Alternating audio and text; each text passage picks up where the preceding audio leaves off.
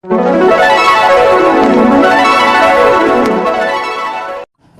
फल करम भोग सबको मिलता है। एक बहू और फौजी की कहानी। जय श्री कृष्णा मित्रों, इस वीडियो में आज की कहानी बहुत ही शिक्षाप्रद और ज्ञानवर्धक है, जो आपके लिए इस मानव जीवन में बहुत ही प्रेरणादायक सीख देकर के जाएगी और ये अनेक विकारों से भरी जिंदगी को दोष मुक्त कराएगी। सज्जनों, कहते हैं इस दुनिया में ऐसा कोई भी प्राणी नहीं है जिसे अपने कर्म का फल भोगना ना पड़े। अब वो कर्म चाहे अच्छा हो या बुरा हो, उसका फल तो अवश्य मिलेगा। किसी के साथ अच्छा करोगे तो अच्छा फल मिलेगा और बुरा करोगे तो बुरा ही फल भोगना पड़ेगा। ये सत्य है और यही विधि का विधान है, इसे कोई टाल नहीं सकता। प्रिय बंधु, यदि मैंने किसी के साथ धोखा किया है, किसी को अपने हीन कर्म से प्रताड़ित किया है या किसी की हत्या की है, तो उसका बदला हमें चुकाना पड़ेगा। अब वो चाहे पुत्र के रूप में हो, चाहे भाई के रूप में हो या पति पत्नी के रूप में हो। मित्रों, कहने का तात्पर्य यह है, यदि मैंने किसी का ले रखा है, उसका लौटा नहीं पाए, तो वह अपना लेने के लिए हमारे घर में कहीं पुत्र बनकर के या भाई बनकर के अवश्य लेने के लिए आएगा। ये कन्फर्म है।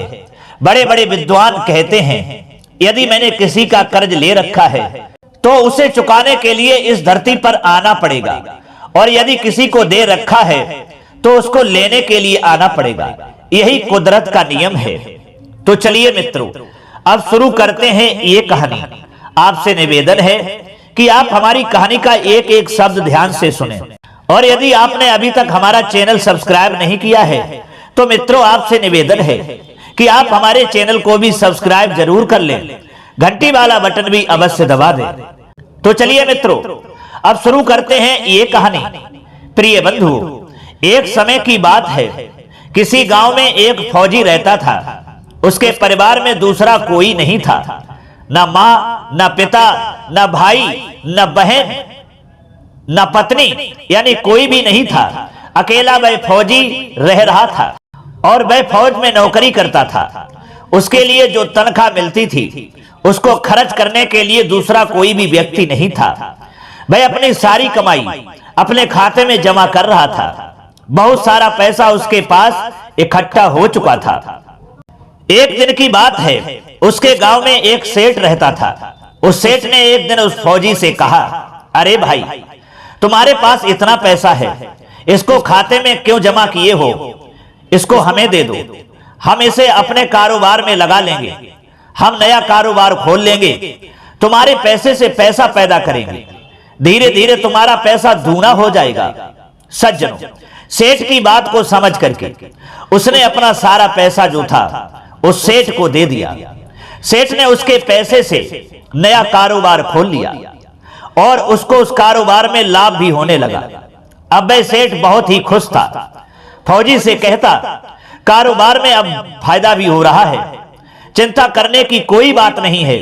ये सुनकर के वह फौजी प्रसन्न हो जाता। दोस्तों, कुछ समय व्यतीत हुआ। एक दिन होनहार की बात है, सीमा पर दुश्मनों से लड़ाई छिड़ गई। वह फौजी अपने घर पर था, उसके लिए लड़ाई करने को सूचना मिली। तब वह फौजी दुश्मनों से लड़ने के लिए अपनी घोड़ी पर सवार होकर के सीमा की ओर भाग खड़ा हुआ। मित्रों, वह घोड़ी इतनी जिद्दी थी, वह अपनी सीमा को पार करके दुश्मनों की सीमा में भागती हुई चली गई।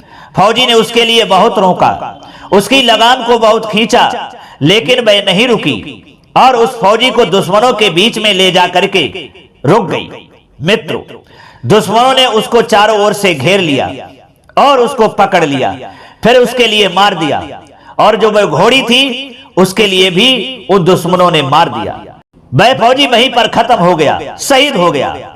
इधर दोस्तों, जब उस सेठ के लिए पता चला कि फौजी लड़ाई में मारा गया है, ये सुनकर के वह सेठ बहुत ही खुश हुआ और सोचने लगा, अब फौजी तो मारा गया है, मैंने उससे जो पैसा लिया था वह अब मुझे नहीं देना पड़ेगा, क्योंकि उसके घर में कोई वारिस नहीं है, क्योंकि उसकी शादी ही नहीं हुई थी जो उसके घर में कोई वारिस होता।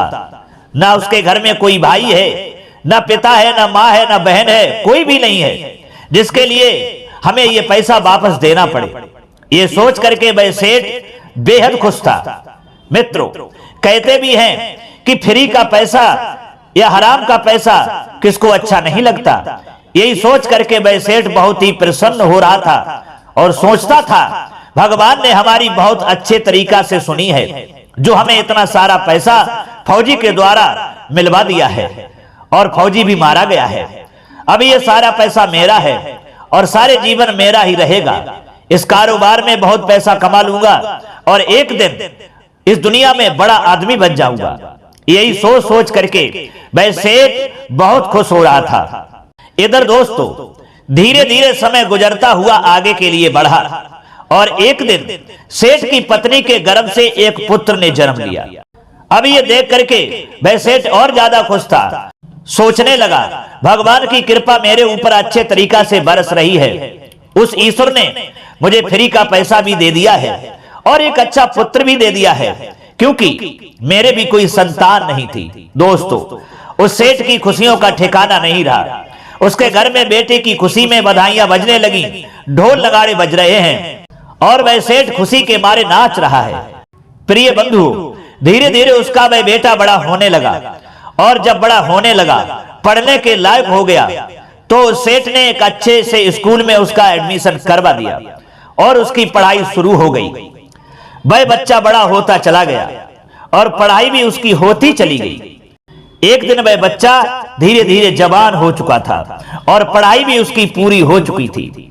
जब सेठ ने देखा कि हमारा बेटा जवान हो चुका है, शादी के योग्य भी हो चुका है, अब हम इसका विवाह करेंगे। मित्रों, अपने पुत्र की शादी के लिए उसने एक दूसरे गांव में बहुत सुंदर लड़की भी देख रखी थी, जो वह लड़की उसके मित्र की थी। एक दिन वह सेठ अपने मित्र के पास गया और कहने लगा, मेरे दोस्त, हम तुम्हारी बेटी का रिश्ता मांगने के लिए आए हैं। तुम्हारी बेटी का विवाह हम अपने बेटे के साथ में करेंगे, आपकी क्या राय है? दोस्तों, तब उस सेठ का मित्र जो था वह कहने लगा, ये भी कोई पूछने वाली बात है? बेटी तुम्हारी है, तुम्हारी घर की बहू बनेगी, इससे हमारे लिए जीवन में खुशी क्या हो सकती है? दोस्तों, अपने मित्र की बात को सुनकर के वह सेठ बहुत खुश हुआ और अपने बेटे का रिश्ता उस मित्र की बेटी के साथ में तय करके और चल दिया। विवाह की तारीख भी निश्चित हुई और एक दिन उस सेठ के बेटे का विवाह उसके मित्र की बेटी के साथ में हो गया। अपनी बहू को लेकर के वह सेठ अपने घर चला आया। मित्रों, उस सेठ की पुत्र वधू अपनी सास ससुर की और पति की सेवा करती है। अपनी पुत्र वधू की सेवा को देख करके अब सेठ बहुत खुश था। बार बार यही सोच रहा था कि ईश्वर ने हमारे ऊपर बहुत कृपा बरसाई है। हमें फ्री का पैसा भी मिल गया, सुंदर सा बेटा भी मिल गया और हमें सुंदर सी पुत्र वधू भी मिल गई है, जो हमारी और मेरी पत्नी की बहुत सेवा कर रही है। धन्य है प्रभु। ये सोच सोच करके मित्रों, सेठ बहुत ही खुश हो रहा था। दोस्तों, कुछ दिन और व्यतीत हुए। एक दिन उस सेठ का लड़का जो था वह बीमार पड़ गया। जब सेठ का लड़का बीमार पड़ा तो वह सेठ घबरा गया। अपने बेटे को लेकर के तुरंत ही अस्पताल में पहुंचा और डॉक्टर से कहा, हमारे बच्चे को जल्दी से देखो और जल्दी से इसको ठीक करो। दोस्तों, डॉक्टर ने उसके बच्चे को देखा, दवाइयां लिखी और वह सेठ जो था मेडिकल से दवाइयां लाने लगा। डॉक्टर उसके बच्चे को दवाई लगाने लगा।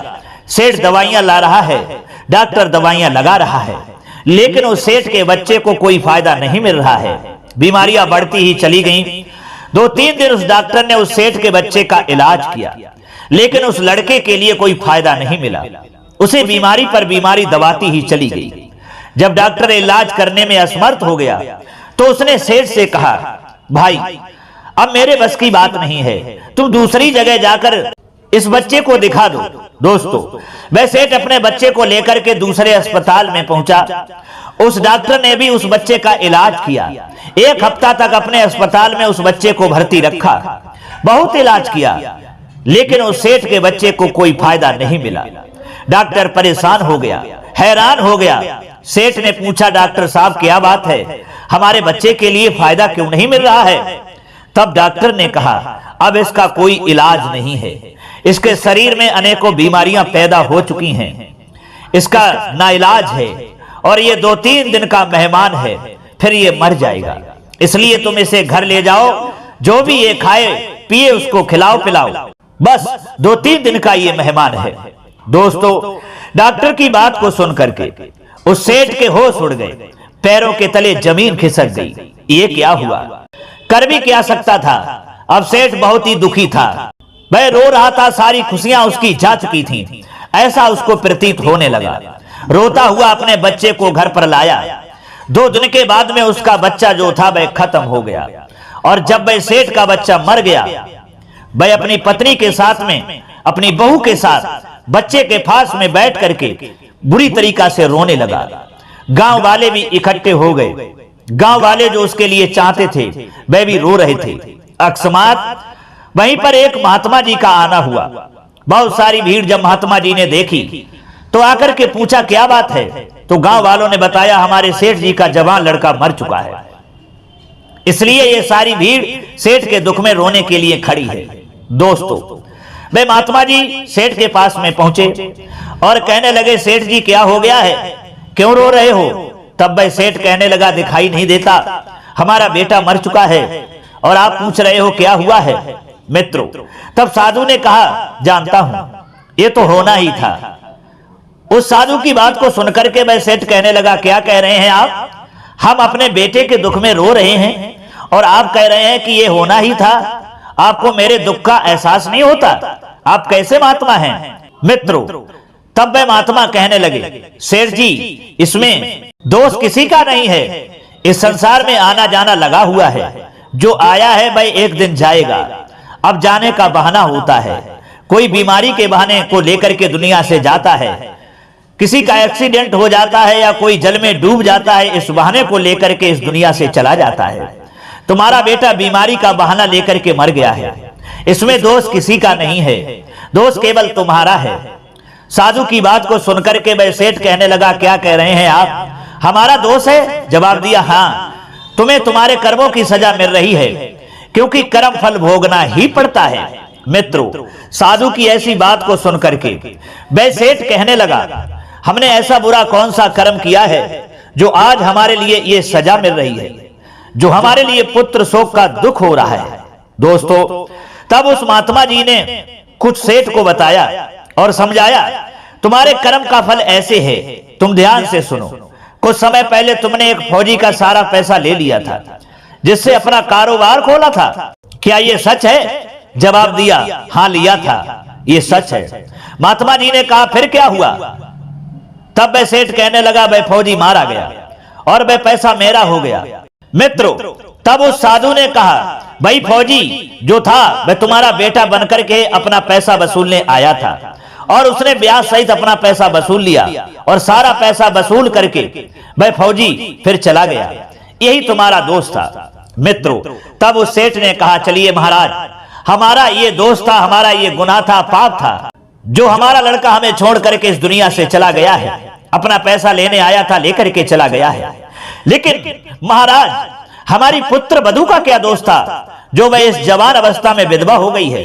तब उस साधु ने कहा इसका भी दोष था। सेठ ने पूछा इसका क्या गुनाह था। मित्रों, तब वह साधु कहने लगा ये वही घोड़ी थी जो फौजी को लेकर के अपने जिद में आकर के दुश्मनों के बीच में ले गई और फौजी को मरवा दिया और खुद मारी गई। वही घोड़ी ये तुम्हारे बेटे की बहू बनी, क्योंकि उस घोड़ी ने अपने मालिक के साथ धोखा किया था, जो इस जन्म में इसके लिए धोखा मिला है। यही तुम लोगों का गुनाह था। इसीलिए तो कहते हैं कर्म फल भोगना ही पड़ता है, उसे कोई मिटा नहीं सकता। जो तुम्हारे लिए भोगना पड़ रहा है, अब तुम व्यर्थ रो रहे हो, ये सब भूल जाओ। मित्रों, इतना कहने के बाद में वह साधु जो था वहां से चला जाता है और वह सेठ रोना बंद कर देता है। तो मित्रों, इस कहानी से हमको ये सीख मिलती है कि कर्म का फल भोगना ही पड़ता है, उसे कोई मिटाने वाला नहीं हुआ है। यही विधि का विधान है और यही अटल सत्य है। दोस्तों, ये कहानी आपको पसंद आई है तो कमेंट बॉक्स में राय जरूर देना और हो सके तो अपने मित्रों के लिए भी शेयर जरूर कर देना। अब आपसे क्षमा चाहते हैं, फिर मिलेंगे अगली वीडियो में किसी नई ज्ञान चर्चा के साथ में। तब तक के लिए सब्सक्राइबर बंधुओं एवं दर्शक भाइयों के लिए राधे कृष्णा, ओम नमः शिवाय।